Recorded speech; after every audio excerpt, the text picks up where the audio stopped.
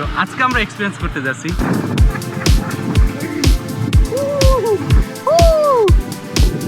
Welcome to Bali or Maldives. No it's Bangladesh.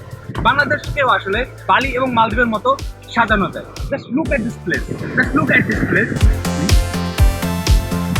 এই প্লেসটা খুলনা থেকে 152 কিলোমিটার দূরে এবং ঢাকা থেকে 292 কিলোমিটার দূরে। আমরা সাগর দেখতে গেলে সাধারণত কুয়াকাটা, কক্সবাজার এই দুইটা প্লেসে সব থেকে বেশি যাওয়া হয়। আর সিজনে শুধু আমরা হচ্ছে সেন্ট মার্টিনে যাই। এইখানে আমরা যে দেখতে পাচ্ছি যে একদম ওইটা হচ্ছে তিনটা মোহনা, ওই বরাবর হচ্ছে সমুদ্র এবং ঠিক তার এই পাশে হচ্ছে আমরা এখানে বসে দোল খাচ্ছি। আর আমি এখানে পড়েও যাইতে পারি সামনে। তো আজকে আমরা এক্সপিরিয়েন্স করতে যাচ্ছি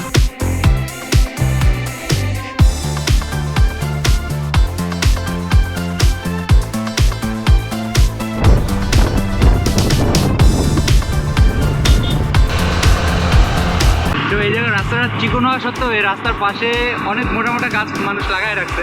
তো এটা ইন্টারেস্টিং। মানে হচ্ছে এই পাশে কাউকলি, হ্যাঁ এই পাশে বান্দাকে লাগে আর কি, ঠান্ডা বাতাস। বসে গেলে আরাম করি, আবার আরাম দিয়ে বাসায় চলে যাই। আচ্ছা। প্লেসটার ভাইবটা একটু আপনাদের আবার একটু বোঝার চেষ্টা করি। এই হচ্ছে রাস্তা, আমি রাস্তার সাইডে দাঁড়ানো। ওই পাশে একটা বিল্ডিংয়ের কাজ চলতেছে, ওই পাশে একটা বাড়ি এবং এই বাড়িটা দেওয়ার জন্য হচ্ছে এই একটা সাঁকো দেওয়া, কারণ এখানে হচ্ছে একটা খাল। তো এখানে একজন আবার মাছ ধরার জন্য জাল পেতে রাখছে। জোয়ারের সময় এটা হচ্ছে নামানো হয় এবং এখান থেকে অনেক মাছ হচ্ছে ধরা হয়।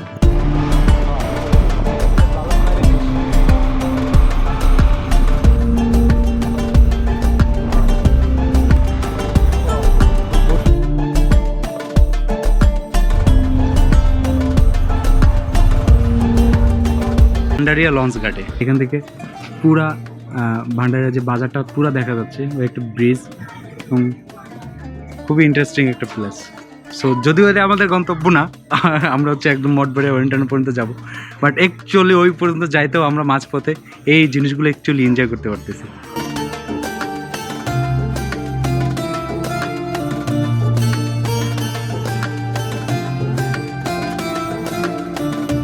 তো ওই লঞ্চ ঘাট থেকে আপনাদের সাথে কথা হয়েছে।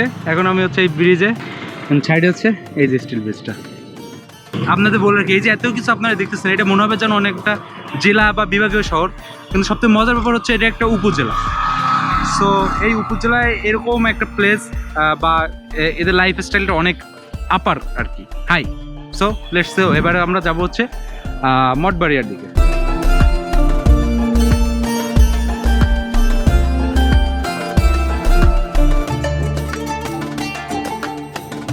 এই রাস্তা দিয়ে যাইতে যাইতে হচ্ছে আমরা দেখছিলাম যে ওই পাশে নদী ছিল, বাট নদীতে হচ্ছে নদীর সাইডে হচ্ছে বেড়িবাঁধ করা।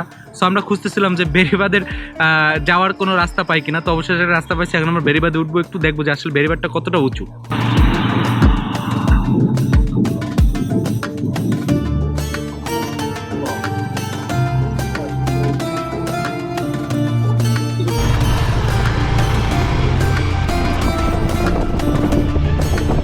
Look at this life actually. ওই পাশে হচ্ছে নদী, নদীর পাশে এই পাশে হচ্ছে বাড়ি, মানুষজন থাকতেছে।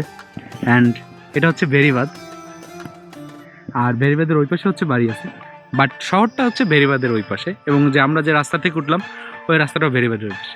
তার মানে এই বাঁধটা থাকলে যখন একটু পানি, নদীর পানি যখন বেড়ে যায়, একটু বন্যাটন হয়, তখন এই পাশের শহরটা হচ্ছে প্লাবিত হয় না।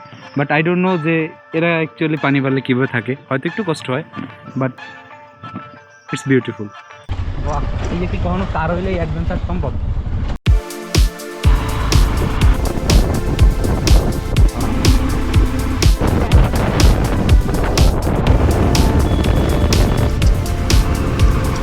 এই মুহূর্তে একটা ব্রিজের সামনে দাঁড়াই আছি, বাট আমি যদি আসার পথে কাউন্ট করতাম তাহলে অ্যাটলিস্ট কমপক্ষে 50টার উপরে আমি কালভার্ট হচ্ছে দেখতে পাইতাম। কারণ এখানে যে অসংখ্য হচ্ছে খাল দেখতে পাচ্ছি এবং প্রত্যেকটা খালেই এরকম বড় বড় কালভার্ট হচ্ছে তৈরি করে রেখেছে। এখানে কালভার্টে কোনো কম্প্রোমাইজ হচ্ছে এখানে করা হয় না। রাস্তাগুলো যতটাই না স্মুথ এবং প্রত্যেকটা জায়গায় হচ্ছে ছোট্ট একটা খালের জন্য অনেক বড় এবং সুন্দর কালভার্ট হচ্ছে তৈরি করে রাখা হয়েছে। এই যে দেখুন এই যে এখানে কোটার মেয়ে আছে, 1টা 2টা 3টা আছে, অনেকগুলো, এবং আবার ঘর হচ্ছে ছাওয়া আছে কোটা দিয়ে। এখানে হয়তো গোয়াল ঘর হবে আই হোপ, বাট ইন্টারেস্টিং। তো এখানে হচ্ছে একটা হোটেলে খাইতে ঢুকলাম। তো ফার্স্ট ইমপ্রেশনের হোটেল হচ্ছে এদের রাস্তাঘাট বা পরিবেশ যেমন পরিষ্কার পরিচ্ছন্ন সুন্দর, এবং হোটেলটাও একটা সুন্দর মানে। সো এই মুহূর্তে হচ্ছে আমরা খাওয়া দাওয়া শেষ করলাম এবং পাথরঘাটা বাজারে। সো এবার আমরা সোজা হচ্ছে ডাইনে একদম চলে যাব হচ্ছে কোথায় যেন, হরিণটান। Let's go.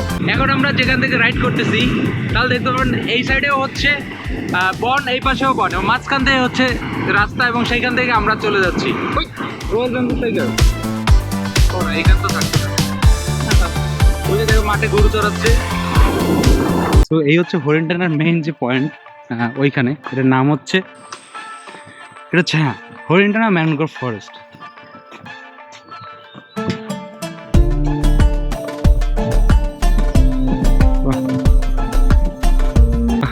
এখানে হাঁটার জন্য একটা স্পেস করে দিছে, সেখান থেকে আমরা হাইটে হাইটে একদম অনেক দূর পর্যন্ত যাইতে পারবো। যদিও এটা সুন্দরবনের অংশ না, ম্যানগ্রোভ ফরেস্ট যদিও সুন্দরবনের অংশ না, তার কারণে হচ্ছে এখানে বাঘ হয়তো থাকার কোনো শঙ্কা নাই, তবে অন্য কোনো প্রাণী হয়তো আমরা আশা করি দেখতে পাবো।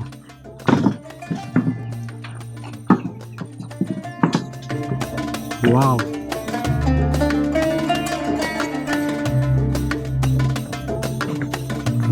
ইয়াও, ওটা থাক, আমি তো টেনশনে ছিলাম যে এতখানি সুন্দর হবে কি। সাপ, আপনার কি মাছ ধরেন? এই মাছ ধরতে যান কোন সময়? গেলে ফেরবেন কোন সময়? না মানে আবার মাছটা ধরে পারে আইবেন কোন সময়? ওই 8টা 9টা বাজে। আবার তাতে বেশি সময় না, কোনো টাইম নেই আর কি। তাতে কি মাছ এই সময় কি মাছ পান? ইলিশ মাছ। এখন ইলিশ মাছ পাবেন? কাঁকড়া। সাগরের মধ্যে যান? না, সাগরের মধ্যে কিনা আমার তো আমার থামানো হয় নাই। এই বনে মধু টধু হয় না? হয় না? হ্যাঁ। ও এই মাথা আড্ডে কি সাগরের ধারে চলে যাবেন না খালে? ও আচ্ছা আচ্ছা। তো এখানে হচ্ছে তার মাছ, এইখানে বোটগুলো চাইলে হচ্ছে এদেরকে বলে হায়ার করে হচ্ছে ঘুরতে যাওয়া যায় এর ভিতর থেকে। সো ওইটা আমরা এখন করতেছি না, যেহেতু আমাদের সবসময় একটু শর্টেস্ট টাইম থাকে, আর একটু গ্রুপ বাড়াইলে তখন হচ্ছে আমরা এইদিকে হচ্ছে যাইতে পারবো। তো আমরা একটু ওইদিক দিয়ে হাইটা আরও সামনের দিকে যাব, দেখি কত দূর যাওয়া যায়। আর দুইজন গেছে। ওকে, আপনি হ্যাগো টিমের লোক? 10 মিনিট তো হয়েছে, অনেক দূর চলে গেছে। 5 মিনিট হয়েছে। হ্যাঁ, ওই একই বোটে যান না? হ্যাঁ ঠিক আছে। এইদিকে মারাত্মক সুন্দর।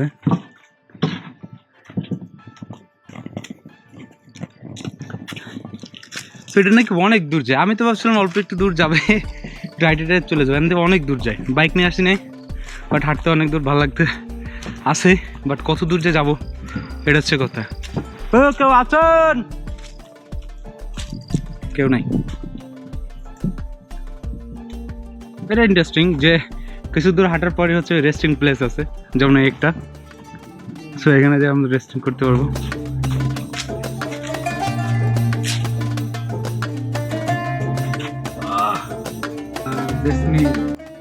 সোহেলি পাহাড় লাভ কাকন তালা বাইন্দেছে হয় না, এই জায়গা হচ্ছে এই প্লাস এই দিয়ে রাখছে। ইন্টারেস্টিং, ভালোবাসা কানে ধরছে আর না।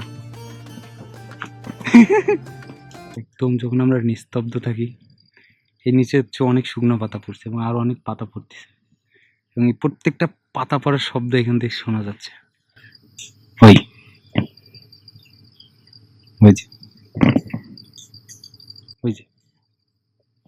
ইন্টারেস্টিং। তো এই পাশ থেকে অ্যাকচুয়ালি সাগরে বের হইতে হলে হচ্ছে বোট নিয়ে যাইতে হবে, হাঁটতে হাঁটতে অনেক কষ্ট করে যাওয়া যাবে, বাট তার থেকে ইজি ওয়ে হচ্ছে যে আমি যদি বাইক নিয়ে ওই পাশে যাই তাহলে হচ্ছে আমি ওই পাশ থেকে হচ্ছে সাগর দেখতে পাবো। তো এখন আমাদের কাজ হচ্ছে, যেহেতু আর ভিতরে যাব না, লোকজন কম, তাই হচ্ছে আমার কাজ হচ্ছে যে এখন ওই পাশ থেকে হচ্ছে সাগরটা দেখা। আর ইন্টারেস্টিংলি যে জিনিসটা আমি বলতে চাইছিলাম, যে এরকম কিছু টুরিস্ট স্পট যেখানে লিস্ট ভিজিটেড পিপল আসে, কিন্তু তারপরও এইসব জায়গায় হচ্ছে যেহেতু এখানে কম অ্যামাউন্ট পারপাস, আমরা সাগর দেখতে গেলে সাধারণত কুয়াকাটা কক্সবাজার, এই দুইটা প্লেসে সব থেকে বেশি যাওয়া হয়। আর সিজনে শুধু আমরা হচ্ছে সেন্ট মার্টিনে যাই। তো সেই ক্ষেত্রে এইসব প্লেসে যেমন সুন্দরবনে একটা কি যেন একটা রিসোর্ট হয়েছে, আমি এখানে দেখাই দেবো। তো ওইখানে কিন্তু অনেক লোক যায়, একটু এক্সপেন্সিভ বটে বাট মানুষ যায়। সো কুয়াকাটা কক্সবাজারে ওইরকম করাটা একটু কঠিন, কিন্তু ওই রকম ডিফারেন্ট টাইপের কোনো প্লেস যদি এই সব জায়গায় তৈরি করা হয় তাহলে কিন্তু অনেক লোকজন হচ্ছে এখানে এসে একটা গুড অ্যামাউন্ট অফ টাইম হচ্ছে স্পেন্ড করতে পারবে। আর বিশেষ করে আমরা যদি বাইরের দেশের ট্যুরিস্টদের আকর্ষণ করতে যাই, তো সেক্ষেত্রে আমরা হচ্ছে এই টাইপের জায়গাগুলোকে আমরা যদি একটু মডার্নাইজ করে, যেখানে হচ্ছে লিস্ট অ্যামাউন্ট অফ পিপল আসে, তো জায়গাগুলো এখন অনেক সুরক্ষিত আছে এবং চাইলে অনেক সুন্দর করে ডিজাইন করে ফুটিয়ে তোলা সম্ভব। তো সেরকম কোনো জিনিস হচ্ছে এই সব জায়গায় হচ্ছে তৈরি করা সম্ভব।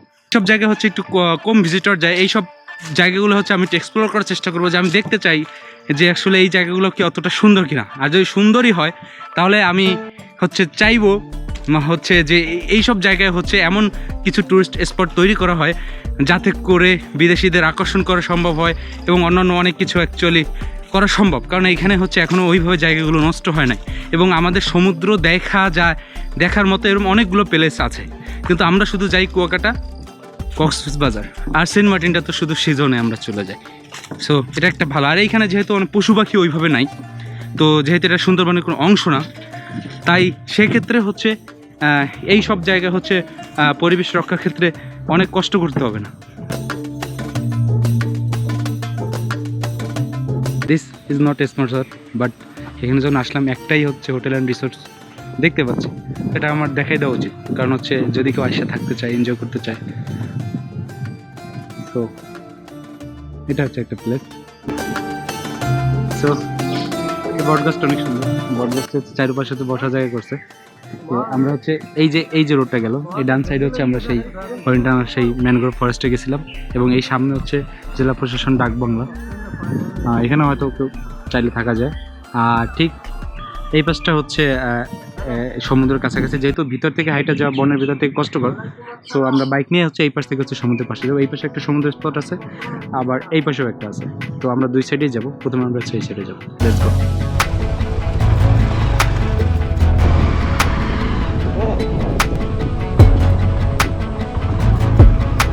নামাই দিতে হচ্ছে।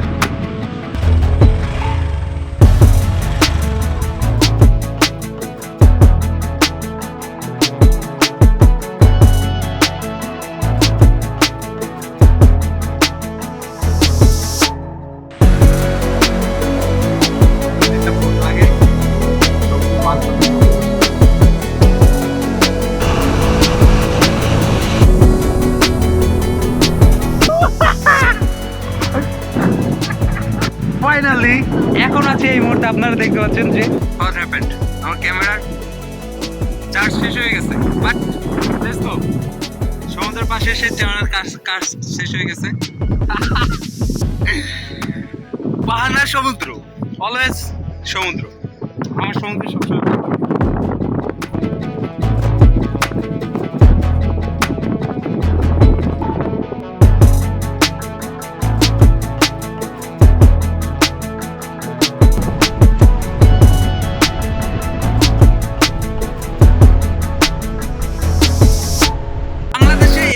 কতগুলা যে দ্বীপ আছে সমুদ্রের কাছাকাছি আপনারা কল্পনাও করতে পারবেন না, কিন্তু আমরা সেই ঘুরে ফিরে কুয়াকাটা, কক্সবাজার এগুলোতে যাচ্ছি। এবং হ্যাঁ, সেন্ট মার্টিন আমাদের একটা গুড ডেস্টিনেশন, বাট এরকম আরো অনেক সুন্দর ডেস্টিনেশন চাইলেই সম্ভব, একটু প্রপার সিকিউরিটি হলে। আমরা যারা এক্সপ্লোরার আছি তারা চাইলেই আমরা এগুলোকে এক্সপ্লোর করতে রাজি আছি। লুক এট দিস, এটা একটা দ্বীপ, এই দ্বীপটা কিন্তু সামান্য একটা দ্বীপ, চাইলেই এখানে ক্যাম্পিং করা সম্ভব সমুদ্রের একদম মাঝখানে।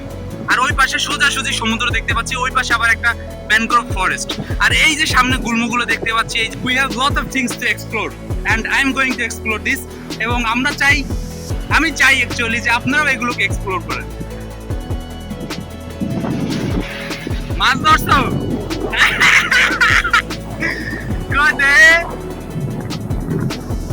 বারবিকিউ পার্টি হবে এখন। ওয়াও, এটা কি মাছ? ওয়াও, এটা ফাইসে মাছের পোনা আর পোনা। উন্মুক্ত করে দে।